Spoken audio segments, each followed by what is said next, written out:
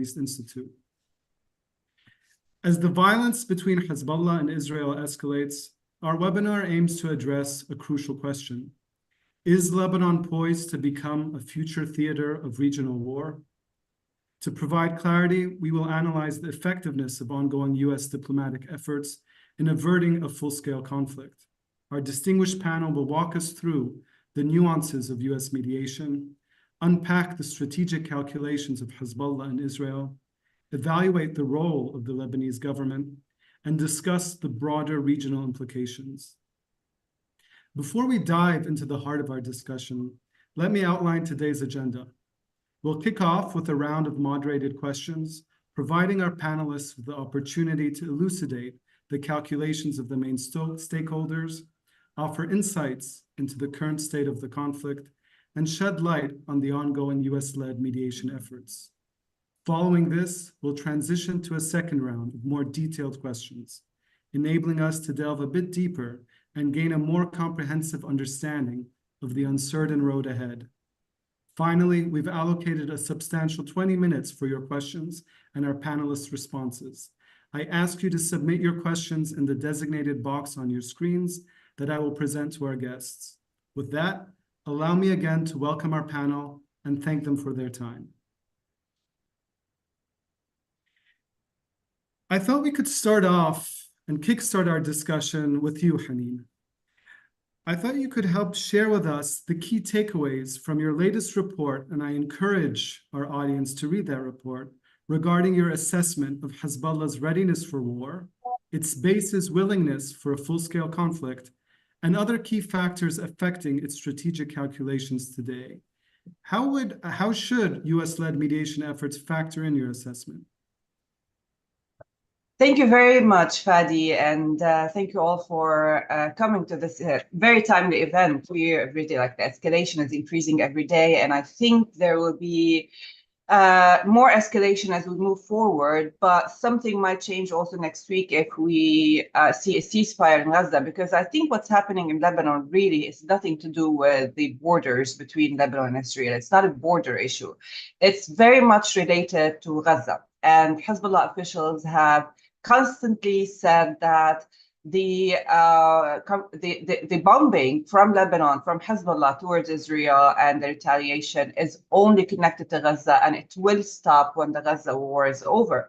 And even during the truce that took place earlier, the 5-day truce, and this upcoming ceasefire or truce, whatever you want to call it, is also for them related, connected. So the Gaza war will really tell us, whatever happens in Gaza will implicate Lebanon. So let's just start with this. This is from a Hezbollah perspective, of course. This is not from an Israeli perspective. From an Israeli perspective, the deterrence that held for 17 years between 2006 and October 7, 2023 is no longer valid, they don't see it as actual sustainable deterrence. And they do not want to go back to the pre-October 7 deterrence. For Hezbollah, this is exactly what they want. They want to go back to the pre-October 7 deterrence because it worked for them. They could always use Israel and the resistance against Israel as a justification for everything they do in Lebanon and the region, without having actually to launch a war against Israel and suffer the consequences. This has been extremely beneficial for them. They used this power and the power of their arms, justified by the resistance, in order to impose certain things in Lebanon, take over the decision-making, especially the military and security decision-making in Lebanon, use their arms to oppress and suppress freedom of speech in Lebanon, and of course, develop and really sustain Iran's interest and power in the region, especially after Qasem Soleimani's, the Quds Force commander, assassination in Iraq. Hezbollah began to see more delegation of that kind of power and decision-making from the Iranians to them. They, under Qasem Soleimani, their power in the region diminished. They became basically the right hand of Qasem Soleimani. Today, the Hezbollah, I'm talking about Nasrallah per se, but Hezbollah as an institution really has replaced Qasem Soleimani in the region. And this is their priority today. And this is where their calculations come from. Their calculations today is that this is not their war. And Hassan Nasrallah, in his first speech after the Gaza war, which everybody anticipated some kind of an escalation by Hezbollah because he waited so long, he simply said that this is not our war. This is a Palestinian war. This is the Gaza war, and we will leave it to Hamas to lead the, basically to take the initiative. But what he was actually saying is that we will never, ever use and lose our assets for Gaza, for Palestine, for Hamas, for nobody. We will only use them to protect ourselves and to protect Iran interests and power. Although their decision-making facilities have grown and become much more valid after Qasem Soleimani's assassination, however, no matter what, even these decisions are connected to Iran's interests, not Lebanon's interests. So in that case, their calculations are based around that, Iran's interests. So Gaza is just something that they will have to deal with. And the decision between them and the Iranians is simple. This is not our war, right? So they want to go back to the pre-October 7 deterrence. And they're trying their best not to drag Israel into a war. The only reason the war is not happening is not because of that. The only reason the war is not happening is that because Israel hasn't taken the decision to launch a preemptive war. And Israel today is calling it preemptive because after October 7, everything now is preemptive. I think I've taken my 5 minutes, right? Or do I have more time? Okay. No, please take a bit more, yeah. Okay, so Israel will eventually have to resolve the Hezbollah problem, right? Hezbollah doesn't want it, and Israel doesn't want it now because of Gaza, because Israel needs more time to prepare for a big war, because this is going to be a big war. And this is just not the right time for both sides. But this will change more for Israel than for Hezbollah. For Hezbollah, they'd rather postpone until they feel that their own existence and Iran's own, the regime's interest, the regime inside Iran is threatened, or they are threatened themselves. Then they will launch war. Then they will lose their assets. And when I say assets, I mean their precision missile project, the PGMs. When I say assets, I mean the Radwan forces. Assets means also the long-range missiles, the actual missiles that they haven't really used during this confrontation, and they will not use until they have to. So they will use them when they have to. But Israel, I think, will have different calculations. Hamas changed these calculations on October 7, and Hezbollah on the Radwan forces and the precision missiles and everything, all these assets are for Israel a big risk after that, because Radwan are like the elite Hamas elite forces. They can do what they are trained for infiltration. And this is a trauma that the Israelis see today as real after October 7, and they're traumatized by October 7, especially now for the residents, the Israeli residents in north of Israel. They will not come back. They will not come back. So the U.S. today is looking at this as a border issue. And the border issue, the priority is to get both residents to go back to their villages, reach a ceasefire. This can be achievable de facto after the Gaza war. It doesn't need much. The Gaza war is over, Hezbollah will stop. And when Hezbollah stops, Israel will stop. And then without any kind of agreement, we will go back to the pre-October 7 deterrence. That's what all the parties want. However, how to sustain this, how to transition from this temporary ceasefire to a more sustainable, real, peace across the border. This is the agreement this is the agreement that the US is today working on. The international community is trying to find through whether 1701 or border demarcation. And the problem is all the efforts are geared towards some kind of another temporary deterrence. There's no solution that we see today from the international community that would actually sustain the ceasefire because there are no guarantees. There's no one that, according to these deterrents, nothing in these agreements could force Hezbollah, whether it's the Lebanese army, the UNIFIL or others, or the Lebanese state institution, to actually force Hezbollah to get out. My recommendations from my recent report is that one border cannot be secure without the other borders, which is the points of entries, right? Hezbollah uses the other borders, the points of entries, to smuggle weapons, to smuggle kits for their PGM project, to smuggle everything they need. 1701 only protects one border. 1559 protects, state institutions. 1559 is actually about Lebanon's sovereignty. And I really think border security is very much connected to Lebanon's sovereignty, Lebanese state institution sovereignty, and the other borders. To secure one border, you have to secure the others, meaning you have to give really, it's a long term, it's difficult, it's complicated, but that's the only solution. Real solution is 1559, 1701 combined. Sovereign Lebanon will protect both borders and for long term. So I think this has to be short term, long term. Short term is this temporary ceasefire, but then cannot stop there. You have to continue with the other steps. Otherwise, they will be round two very, very soon. Thank you, Haneen. You really have laid out for us, and you've paved the way for the next question that I want to direct to you, Jonathan. Underlying in what we heard from what Haneen just said, how has October 7th impacted Israel's strategic calculations and concerns regarding Hezbollah and Lebanon? And where I want to sort of take this as we approach the end of February, following months of intensifying fighting, yet still short of a full-scale war, could you help us break down the diplomatic and military options that Israeli policymakers are contemplating at this moment? You're muted. You think I'd have learned by now. Apologies. Thanks so much, Fadi, and to everyone for having me and for MEI for putting this on.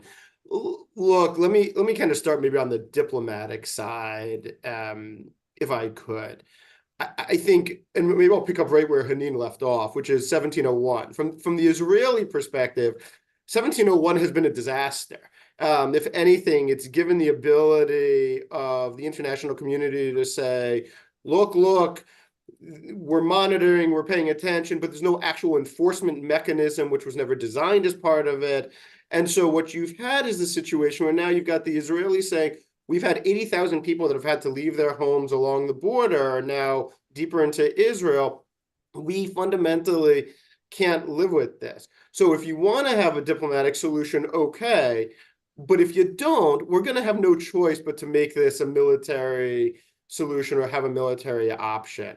I think part of the problem fundamentally is that when you talk about 1701, there's a question of whether or not there's enough, frankly, LAF forces to go down and to enforce it. There's a reality that you've had discrepancies between various commanders of UNIFIL, some of whom have been more aggressive, some of whom have been less aggressive. I was with a senior U.S. official yesterday who made that same point. I think it's a legitimate one. There hasn't been consistency in how 1701 has been enforced, frankly, since 2006, since the end of the war.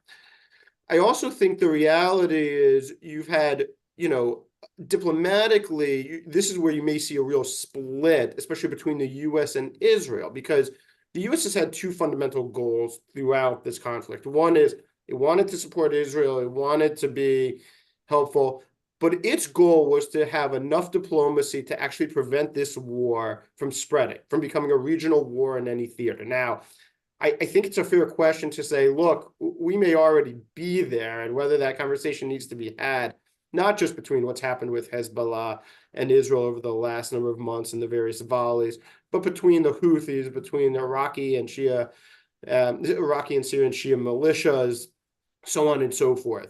But the U.S. goal fundamentally, and this is what Amos Hochstein is spending a lot of his time doing, is trying to get to a diplomatic solution to prevent a broader war. And I think there's going to be a diplomatically, the U.S. is going to view this fundamentally different if there's a situation in which Israel on its own is the aggressor in a war in Lebanon versus if Hezbollah attacks preemptively somehow attacks Israel. I think that's got to be taken into consideration. After October 7th, there was a huge amount of outpouring of support, obviously, quite a bit of its wane, but the U.S., and I think President Biden very personally has sustained that. I think he very personally is trying to ensure Israel's security, even as he's had conflicts with Netanyahu over the prosecution of the war in Gaza, over the broader military campaigns. I think it's going to be a harder problem the Israelis are going to have to deal with if there's a real U.S. split when it comes to Lebanon.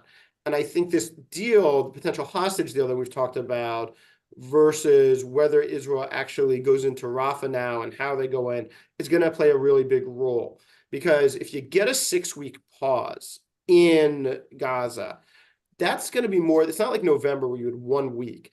6 weeks is going to be a lot of time. It's going to be hard to say we're going to go right back to where we were. Do I think the Israelis eventually will go into Rafah? I do. I think their probably view is that they have to one way or the other.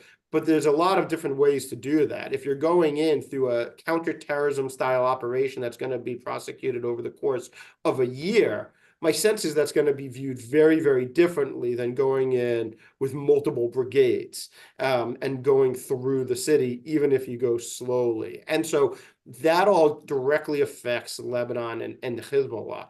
I am skeptical, as Hanin is. I very much do not believe Hezbollah wants to be involved in this conflict in a meaningful way. I do not think they want a larger war. I do not think that they're interested in it. And a ceasefire, or temporary ceasefire, I should say, for 6 weeks, gives them space and gives them pause, and frankly, gives the diplomacy a chance to work.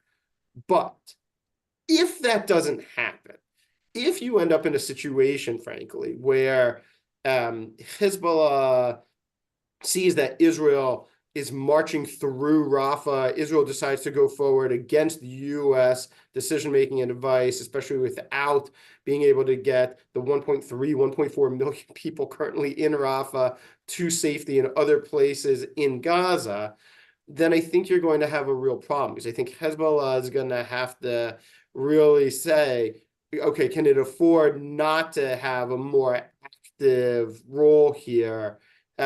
Frankly, from how it would be viewed in the international community, even if it doesn't want to. More importantly, I think the Israelis are going to say, can we afford not to preemptively attack in Lebanon, risking that Hezbollah is going to take a more aggressive stand, that it gets beyond just the 80,000 people and will they get back? It's about, will Hezbollah preemptively launch ballistic missiles against Israel, its cruise missiles against offshore gas platforms, so on and so forth. And I think that's the challenge. And you've had in the Israeli system a quite meaningful group of folks that for months now have said we should be going into Lebanon. In fact, there's a senior official who said, I think 3 months ago, that we can actually deal with Gaza anytime. Hezbollah is the bigger problem. We should go now. We should stop the fighting in Gaza and just go to Lebanon.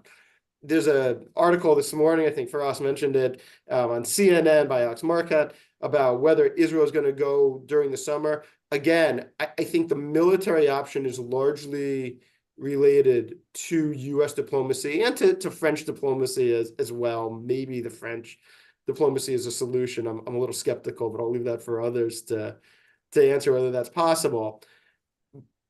If the U.S. diplomacy is successful, it's going to be very, very hard for Israel to undercut that and say, we're going to go forward anyways, whether now or in the spring or in the summer.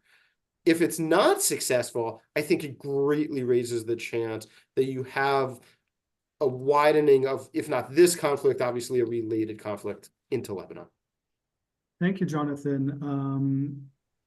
I want to turn to you, Firas. Given what we just heard, first, I want to give you the opportunity to share with us your own assessment of the rules of engagement that are defining the current security landscape, on the one hand, between Israel and Hezbollah, but also given your own regional expertise, you could give us some more context, because what we've heard from both of our previous panelists is Lebanon is not, and Lebanon and Israel are not operating in a vacuum. How does the US-Iranian relationship sort of play into all of this? And against the backdrop of this context, what are the priorities of the US and the main pillars of its overall mediation strategy? Thank you, Nick. Good morning from DC, everyone. My fellow panelists, it's a pleasure to be here with all of you. Let me maybe sort of take this in a more direct way. Prior to being with MEI in a previous professional lifetime, I used to be a political risk analyst. We have to quantify risk and give more direct answers. So if the main question today is Lebanon going to be the primary theater of a regional war? My answer to that is still probably not. I would make a 60-40 call that Lebanon, in fact, will be spared. Much of sort of my presentation and what will follow is an explanation of why, as of today, that continues to be the case. And I'll start by painting the regional picture as you asked me to. Listen, I think we have to remember, as far as Iran and the United States, the Biden administration is concerned, there was a détente that had been achieved back in spring, when Brett McCurk, the senior director at the NSC for the Middle East, through Omani mediation channels, was able to come to an understanding with the Iranians that, in a sense, of the inability to go back to the JCPOA, helped limit Iranian enrichment beyond the threshold of 60%, and also put a cap on regional escalation, whether in Iraq, Syria, Lebanon, and otherwise. That obviously completely came apart under the pressure of the October 7th attack. And we saw the various theater and the various Iranian proxies in the region take the fight to Israel and join the fight in support of Hamas. I think the most important inflection point here that allowed Iran and the United States to go back and to piece together that détente was the killing of 3 American soldiers at the T-22 base in Jordan. That was a crisis moment. Diplomacy kicked into high gear, and what we've seen since is maybe not a complete putting together of this sort of that puzzle of that détente, but we've obviously seen Iran, and there's been many reports about Ghani's meetings, asking its proxies in Iraq, in Syria, but also Lebanon and Hezbollah being part of that puzzle, to take a step back. Perhaps the only part of that equation that is an exception has been the Houthis. And I'm not an expert on Yemen, but the Houthis, I think, are not effectively deterred despite ongoing American, British, and European efforts. I think that's a bit of a different story. So to bring it back to Lebanon, Hezbollah is operating under that ceiling that the Iranian-American understanding has put in place. Its equation, its attempt to redraw the rules of the game, and this is something that both Haneen and Jonathan alluded to, is to open a front in support of Gaza, but not have that turn into the primary front, the primary war. And it continues to be adamant in pushing forward that equation, if only to extract the price from Israel, of which is the 80,000 plus civilians that cannot go back to the settlements, cannot go back to their villages up in northern Israel. The Israeli response, to my mind, has been quite effective. And they've put forward a different equation, which is, as long as you continue to attack, to conduct these cross-border attacks, we will extract an immensely painful price from Hezbollah by not only conducting assassination attempts throughout Lebanese territory, which Hassan Nasrallah himself in an August speech had explicitly put forward as a red line. So blast through Hezbollah's red line, but also conduct operation against Hezbollah assets throughout Lebanese territory, stretching all the way north to Baalbek, Hezbollah's hometown, last week. What we've seen essentially is Israel successfully establishing escalation dominance in Lebanon, putting Hezbollah on its back foot, and Hezbollah, in response, having to digest a lot of this pain under the rubric of what is referred to as strategic patience, but really is the Iranian ceiling that has been placed on Hezbollah. So that continues to be sort of the dynamic on the ground. Obviously, there's a lot to be said about American diplomacy. I'm happy to get to that maybe in the second part of my intervention. But what I would say very quickly here is that in terms of Biden administration-led diplomatic efforts in the region, there's been some success in reestablishing that détente with the Iranians, which put a ceiling on escalation in Lebanon. There hasn't been much success yet in terms of Amos Hochstein's initiative and the diplomacy that is Lebanon-specific. Thank you, Firas. I want to sort of shift gears a bit and turn to you, Roni. You are based in Beirut. Where is the Lebanese state in all of this?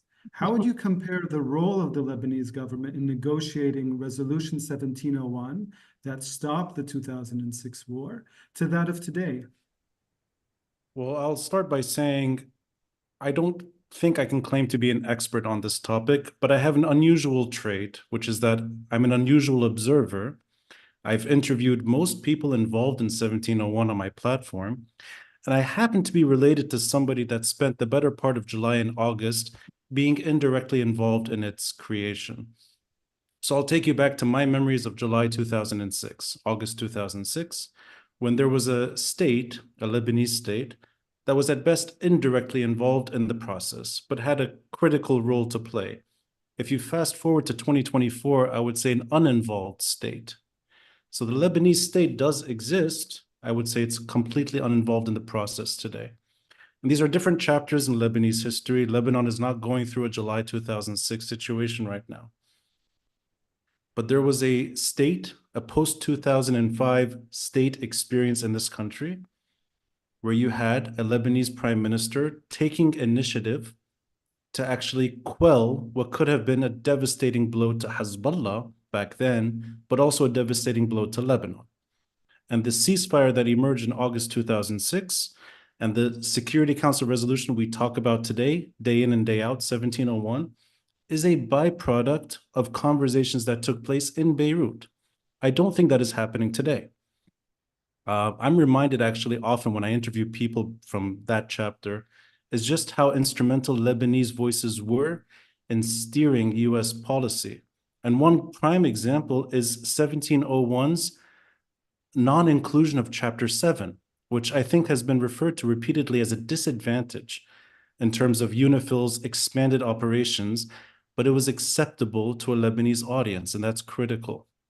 I don't think you could see a resolution that was actually acceptable to the Lebanese state back then without an acceptable language to Hezbollah. If I'm not mistaken, it's Jeffrey Feltman who told me this, and it's in one of my episodes.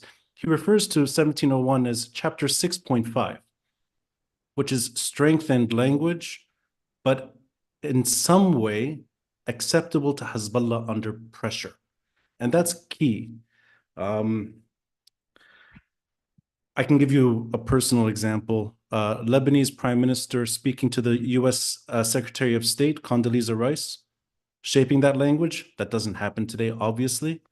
I do think there is general disinterest in the Lebanese voices that are available for good reason. They tend to pander to the problem rather than proactively find leverage against it. And I think that is the long-term post-2006 experience everyone in this country understands, which is political paralysis. And that type of paralysis seeps into all aspects of Lebanese politics. And I share Firas's assertion earlier. I don't think this is going to emerge as a regional war that destroys Lebanon this round. 60-40, maybe mine is a little more optimistic. I would say maybe 80-20. I don't see it happening. But with that said, every single facet of Lebanese sovereignty now serves the security needs of Iran.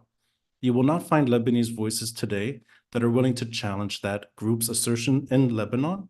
You don't find Lebanese actors proactively trying to find leverage against Hezbollah, that experience is the last 2 decades. So that kind of situation provides a state which still exists. You asked Nick, where's the Lebanese state? It's everywhere.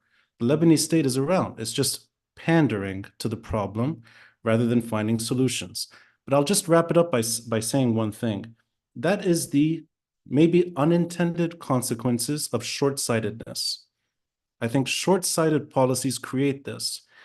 Managing a crisis, trying to de-escalate war, kicks this can down the road to 2024. I think that's the story. Rather than a US strategic policy that takes Lebanon's interests into account, I think you see crisis management gone wrong. Whether it's Hochstein or the French, we make fun of these initiatives sometimes because we know they're dead upon arrival. I think that's the story. How to get that into something more proactive, I think you need to allow Lebanese actors to reemerge and take that stand. But when you have this security nightmare impacting Lebanon for 2 decades, it's hard to see that happening. Thank you, Ronnie. I want to touch on that last note and sort of direct it to you, Firas. What key challenges do these ongoing US-led mediation efforts, whether they're conflict management efforts, as we may have heard from Ronnie, what are they about to confront? And are there, as we heard earlier on, discernible prospects for some opportunities for diplomacy to succeed above these challenges? Thank you, Nick. I think this is kind of the opportunity to talk a bit more about the Hochstein/French initiative, what it entailed, the various pillars and the challenges and the opportunities, as you asked in your question. Listen, I think that initiative right now is on hold, frankly. It came up against an unwillingness by Hezbollah to cease fire or to provide any meaningful concessions and reassurance to the Israeli side as long as the war in Gaza continues.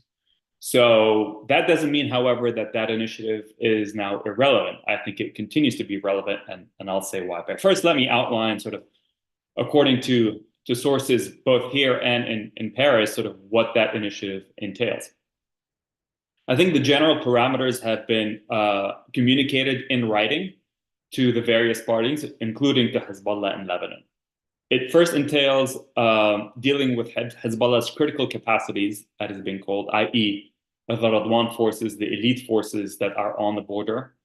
Several of my colleagues here have referred to 1701. I don't think 1701 is on the cards. It's unrealistic. The various parties understand that neither Israel nor Hezbollah have the willingness to implement 1701. But at least the withdrawal of these elite forces some 10 kilometers off the border. And why 10 kilometers? Because Israel has a problem of being unable to intercept Hezbollah's anti-tank fire that has a range of about 10 kilometers. Those are munitions that don't fire in a parabola, that could be intercepted. They're a direct line of fire munitions, and that's what Hezbollah is using effectively against many settlements and Israeli positions across that border. So that is a key pillar, a key Israeli demand, not to see Hezbollah redeploy north of the Litani, which is unrealistic, but to see Hezbollah's elite forces at least push back 10 kilometers off that border. Also, another pillar of the initiative is a change of posture for UNIFIL and the LAF. Here, there are some carrots involved for the Lebanese side with the further assistance and strengthening of the LAF. Already quite a bit of negotiations, not only with the French and the Brits, but also with the Qataris, who are willing to finance a larger Lebanese army contingent that would, up to 10,000 soldiers, that would deploy in South Lebanon. Lastly, in terms of assurances, the French and the Biden administration have also offered what they refer to as strategic monitoring in the South, to basically have constant eyes on the movement in southern Lebanon within that 10-kilometer zone, to provide Israel some reassurance in terms of American and French guarantees. So really, that's what's on the table. That's the initiative. It's in writing. It has been communicated. Hezbollah is uninterested in backing away from what I referred to earlier as its equation, which is continuing cross-border operations until Gaza, the war in Gaza ceases.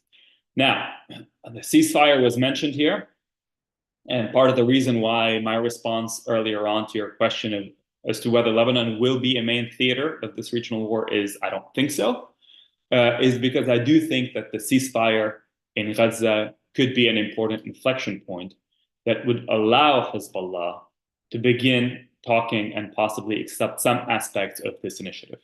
I should very lastly say, I forgot to mention here that Hezbollah and sort of the Lebanese demand in all this is also Israeli concessions on the demarcation of that of the border, the land border, and the blue zone, and also a halt to Israeli overflights.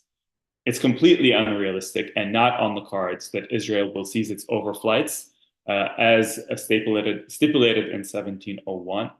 But there could be a sweetener there, is my understanding, in terms of forward movement to resolve some of these 13 disputed points on the border, not including Sheba. Sheba is not realistic at all. So those are the general parameters. I think that there is enough of a pathway towards a diplomatic outcome. Not currently. It's currently dead in the water. Possibly an inflection point if we do get to a ceasefire in Gaza. And I could tell you, and I know that Haneen and maybe Jonathan were part of discussions yesterday where this was emphasized, the Biden administration at this point is putting all its weight in trying to get to that ceasefire, which the Qataris and the Egyptians are playing a key role in brokering. Thank you, Firas. Perhaps, Haneen, I want to turn to you and to what you sort of stated at the beginning. Post October 7th, you've mentioned the need of security assurances. So I want to ask you, what specific security assurances and reliable guarantors are needed to credibly verify any sort of sustainable arrangement, whether that is the actual implementation of UN Resolution 1701 or something else?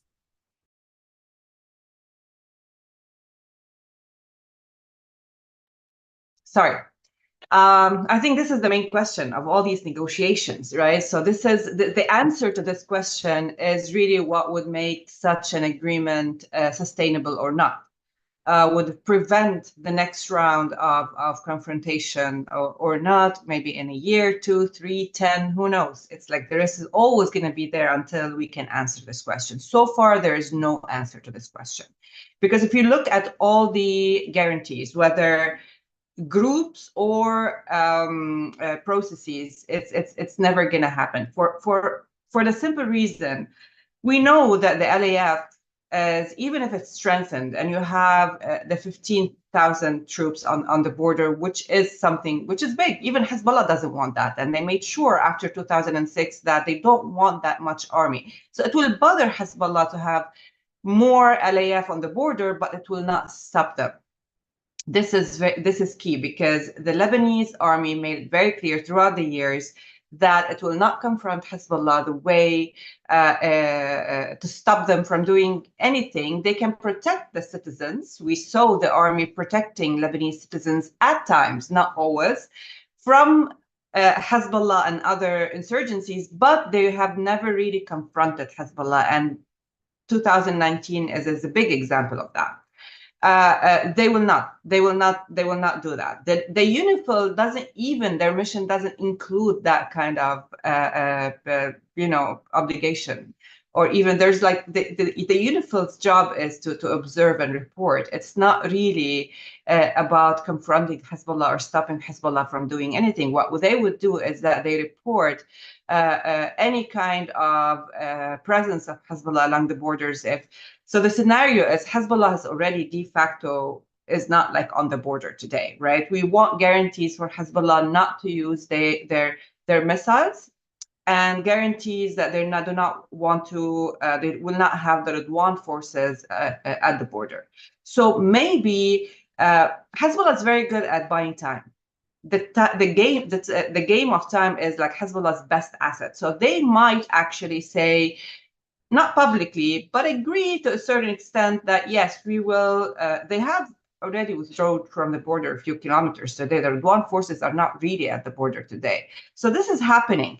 And they haven't used their missiles, the actual missiles that endangers Israel heavily, like they would use it in war. So this is happening. The problem is that how do you make sure that it never, ever happens again in order for the Israelis to go back to their villages in the north? So nothing today can guarantee this. The only thing that would guarantee or stop Hezbollah from doing this is either a preemptive measures, which is, I don't think it's going to happen, because I don't think the Israelis are interested in another big war in Lebanon, because they're exhausted, because Hezbollah's effective missiles are on their heads every day. So they'd rather avoid that. So this scenario one is probably not going to happen. Scenario two is, and I think the most reasonable scenario is that, but when the war in Gaza is over, whatever that means, the war in Gaza is over means many things. But let's say for Hezbollah's version of the end of war of Gaza, it's over, then they will stop. Simply, it's as simple as that. They will stop. And this is going back to the deterrence of before October 7th. Then there is this buffer zone, and I don't want to call it buffer zone per se, but like a stretch of along the border where Hezbollah is not really present because they've already withdrawn. How to protect the stretch? Really, this is how to make sure that Hezbollah doesn't come back. This is the agreement that Hashtan is working on, right? How to make sure that Hezbollah's Radwan forces do not come back to the border, to that stretch, the few kilometers that we don't know how many kilometers, but to make sure that you have no Radwan forces on the border. Hezbollah will say, okay, to buy time, will probably prolong the negotiations, stretches as much as they can, because we know how they have done with previous negotiations. They can take years talking about it, or they can ask for huge price inside Lebanon.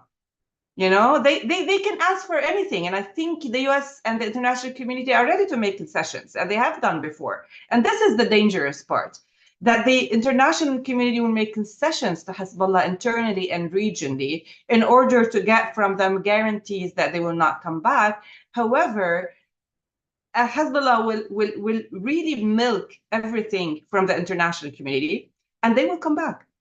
One way or another, they will come back, because not going back to the border is a real defeat for Hezbollah, and they will not take it. But they will play this game. They will play this game of taking everything they can, pretending that they are part of the negotiations, and not responding to any of it eventually.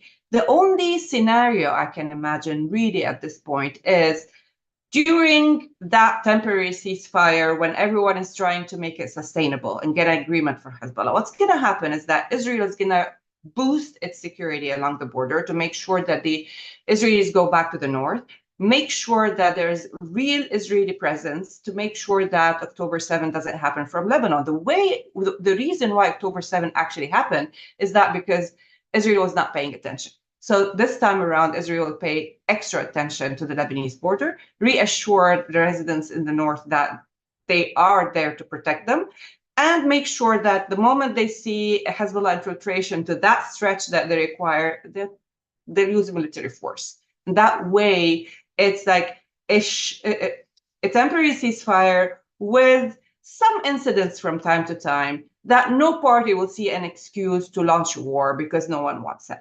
And other than that, I don't think there are any other guarantees. Thank you, Haneen. There's a lot to unpack there. And later on, I can see some questions, maybe in just 2 minutes. So what's your recommendation to avoid the two scenarios you considered as, in a very negative scenario? What's your recommendation to, let's say, for the international community to not concede to Hezbollah on issues that will only lead to future problems? Me? Yes. Oh, sorry, I thought you were asking someone else. No, my recommendation is definitely, Hezbollah today is at a weak point, right? As Firas said, they're losing a lot more than the Israelis. They are at a point where they have to bite the bullet and really take everything that is happening to Lebanon, hoping if anyone wants to ceasefire, I think it's Hezbollah more than anyone else. Yes, Israel wants ceasefire, but I think Hezbollah wants ceasefire more than anyone else because they are losing assets and they are getting to a point where they're becoming a joke in Lebanon, basically. You know, like one, they dropped the resistance rhetoric when they said Gaza is not our war. Totally dropped the resistance rhetoric. United fronts are no more united. Everything they have said, the rhetoric is turned out to be a complete joke. This is a huge hit for them internally and like publicly. Roni can talk more about like what's happening in Lebanon today. So they are weak.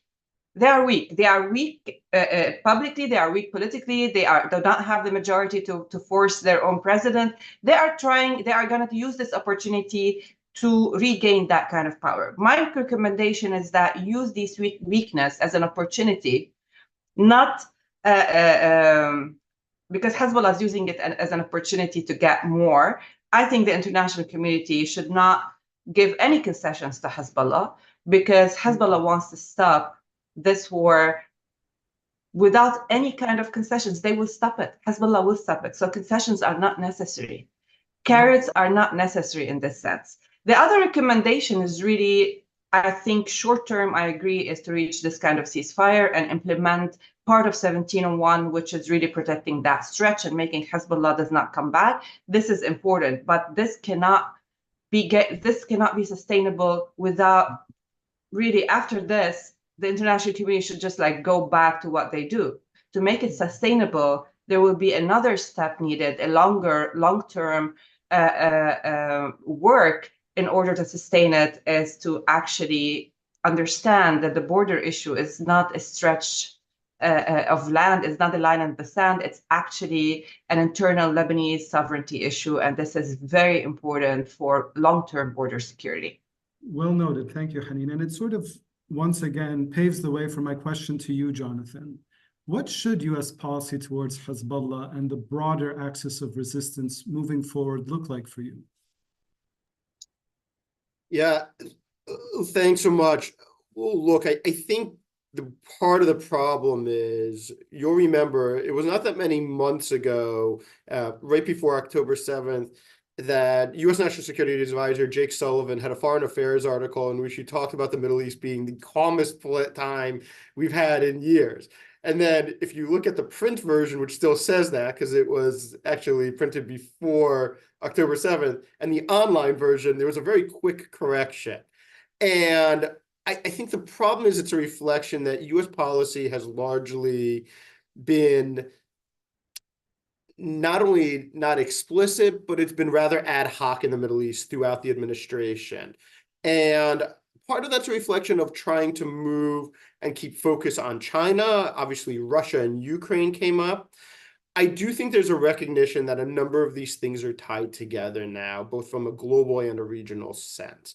I think from a macro perspective, the U.S., I think, actually does recognize that JCPOA is dead, that it's not coming back.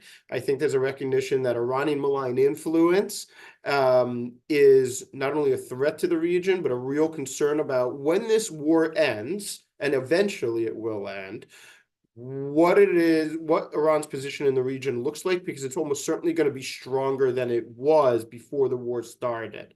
And it's an ironic thing because it's in conflict with Iran's domestic position, which is probably weakened from where we were, say, 3 or 4 years ago. The challenge being that the U.S. really needs to have a more holistic strategy. And I think that we'll get there. I'm just not sure we're going to get there in a U.S. election year. I'm not sure that there's going to be enough time and priority spent. I think, understandably, frankly, and I'm quite sympathetic to this, the U.S. goals right now are, as Firas and Haneen, I think, expertly laid out, trying to get to a diplomatic solution that's at least short-term to prevent a wider war in the region or an expansion of a war in the theater in Lebanon against Hezbollah.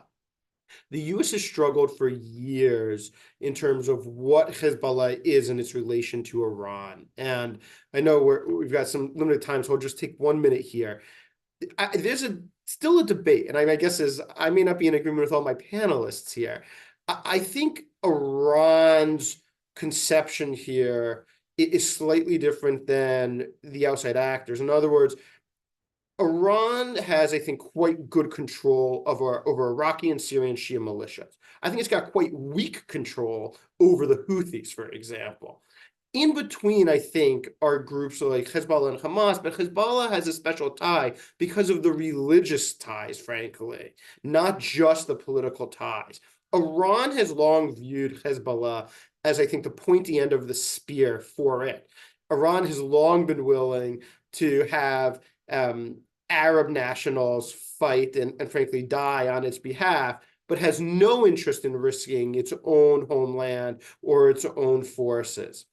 That's created a situation where I think it's partly why Iran has been so hesitant for Hezbollah to actively be a much more important part of this war, which aligns with Hezbollah's own desire not to be part of this war in a more active way than we've already seen. For Iran, there's a real strategic challenge, I think. One of the things that they probably believe is that by having Hezbollah there, it's helped create deterrence against Israel from undertaking attacks on the Iranian homeland, especially against Iran's nuclear weapons program. If Hezbollah enters the war now and uses the vast majority of its inventory, then there's going to have to be a real concern in Tehran of whether or not that then gives the Israelis an opening to say, look, we're not going to suffer the same threat or the same potential for war. So we have a rare window of opportunity to actually strike Iran's nuclear weapons program. That, for the US, is going to be a really large challenge because the big debate for years now has been whether or not the US has been very, very clear, every president, it will not allow Iran to get a nuclear weapons program, but it's been much more reticent to sign up for explicit military action against Iran. All of those things are starting to collide in a meaningful way. And so I think it's also part of the reason that you're so actively trying to see US diplomacy with Hezbollah to try and ensure that there isn't just a fight with Israel, but that it doesn't expand to a larger potential fight over the next 12 months with Iran directly as well. Mm-hmm. Thank you, Jonathan, for giving us that US-Iranian perspective. And I don't want to sort of end our discussion without losing sight of Lebanon. So I'm going to turn to you, Roni. Lebanon is facing a series of concurrent crises, all that suggests the country, if not already, is headed towards a failed state. What I want to ask you is what form of governance is needed to shield Lebanon from such an increasingly destabilizing future? And what concrete steps can international partners take to provide critical support during these difficult and uncertain times? I may be in a unique, let's say, minority among the more civil society activists that still consider Beirut home. I personally don't think the model itself is in need of change. And I've said this repeatedly on my platform in most discussions. I don't see the كلّن aspiration as feasible or the overhaul of the system from sectarian to something else. I simply don't see that as either applicable or even confronting the core issues of what Lebanon goes through. So I'll say that up front. I think there is a moment we should cherish. It's in recent history. It's not the 1950s or 60s in Lebanon's golden years. It's the 2005 to 2008 window. It shows, I think, what the Lebanese state can do when it's given back some of its tools to claim its destiny. And before 1701, the Lebanese state accepted the principles of what later became the Special Tribunal for Lebanon. It shouldn't be dismissed. Even though it was an emotionally unsatisfying journey, even though it took the better part of 15 years to discover names of individuals involved, that was the Lebanese state, being a direct participant and holding some of the crimes to account, specifically a political assassination of a former prime minister. That is essential. Now, the Lebanese state cannot arrest those individuals. The Lebanese state cannot do anything against the group that those individuals belong to. But it's key in that the Lebanese state accepted the principles of that path. That's prior to 1701. I will also add 1701 is an accomplishment. even though it's a Chapter 6.5 situation, even though it's not fully accepted or implemented, 1701 is a byproduct of the Lebanese state. That is something key. And I share Haneen's earlier assertion. Of course, you need something like 1559 and 1701 as a starting point for a better future for this country. We're not even there yet. I'd like to also emphasize a few things. Lebanon's sovereign aspirations post-Syrian occupation largely die as a result of a bad deal. And that's May 2008. That's Doha. We talk about Doha in 2024. Doha destroyed political aspirations for sovereignty-oriented Lebanese. That's in 2008. Prior to that, it's the Lebanese state's last stand at dismantling telecoms, parallel telecoms that belong to Hezbollah, or even firing one airport security official too close to that group. That's the Lebanese state's last hurrah. That's in 2008. You need to go back to that kind of situation, except without the threat of violence. And that is essential. Otherwise, you will never get there. And I will add also, it is the Lebanese state that succumbs to Hezbollah over time, and now it best reflects that group. But the state today exists, and I'll add to what Jonathan said earlier. The Lebanese state exists because Hezbollah cannot exist without it. The Lebanese state is here largely to serve Hezbollah's security needs. Aside from that, though, Hezbollah wants a functioning enough state to handle everything else, and that's the best case scenario for that group. If you continue down the road that we've been on, and you mentioned the question earlier, and I'll try to wrap it up with this. If you want to find a way so that the confluence of crises result in a better path for Lebanon, you have to allow something like what happened in 2020 to actually take hold. It is a Lebanese judge, an investigative judge, that says maybe one thing about Hezbollah and his history. We don't talk about the largest non-nuclear blast in modern history anymore. I live in an apartment destroyed by that blast. We don't talk about it anymore because it's not in the hands of Lebanese to hold Hezbollah to account. How do you get there? There has to be some concerted effort to actually challenge Iran's assertions here. Through diplomacy, I don't think war will solve that. Through hard, difficult diplomacy that actually puts Lebanon on the table. And the idea is to give Lebanese back their voice. At the moment, we don't have a voice worth considering. That, I think, unfortunately means, and I'll add to what Jonathan said, and Firas, I know that you've mentioned the phrase I've used several times as well. It's nice to have similar synergy across oceans. The crown jewel for Iran is Hezbollah. How do you get Iran to reconsider its most valuable asset outside of Iran? That's not a question I'm qualified to answer, but I think diplomats, or at least visiting diplomats and dignitaries, should be doing that job. Not the other thing, which I think they've become too comfortable with. And I'll go back to what I said at the beginning. I hear too many diplomats comfortable talking about corruption. Let Lebanese solve that. I don't want to hear diplomats talking about sectarianism. I don't think they know what it means. If Lebanese can't define it, I don't think a German ambassador can do any better. Let Lebanese solve that issue. We will find a way to reform. If it's secular, fine. If it's something hybrid, fine. Let us at least try to do that. Starting point isn't there.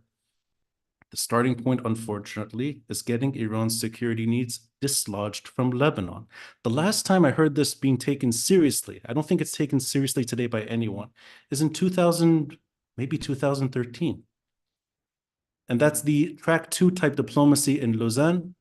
That's trying to get Iran to listen to what Lebanese would want. I'll mention this because it's part of the panel. It's encouraging Lebanese politicians to actually try to engage Iran directly. It's my father's last words, actually, printed in the Wall Street Journal. That's the kind of diplomacy that can better shape a country's future. I don't think we're there. I'll say one last thing. 2005, local dynamics, regional dynamics, and international dynamics lined up for the best future for Lebanon, and it died in 2008. But the Lebanese state and proud individuals tried along the way. If there's a US administration listening, anyone in the administration that listens to this, they should be championing those voices, not trying to stabilize the other side that's best defined as destroying sincere sovereign enthusiasts in this country. That's my experience with everything that went wrong in Lebanon. It's not secularism, not sectarianism. Unfortunately, it's security and it's not politics. Well noted, Roni. And on that, I think powerful words that we will end our panel on. I want to thank you, Roni, for sharing with us your insight. I want to thank you, Jonathan, Haneen, and Firas, for taking the time to make this a lively and important discussion. And for our audience, I'm sorry we didn't have time for questions, but there was just so much here to unpack. Thank you for sharing it with us. Take care.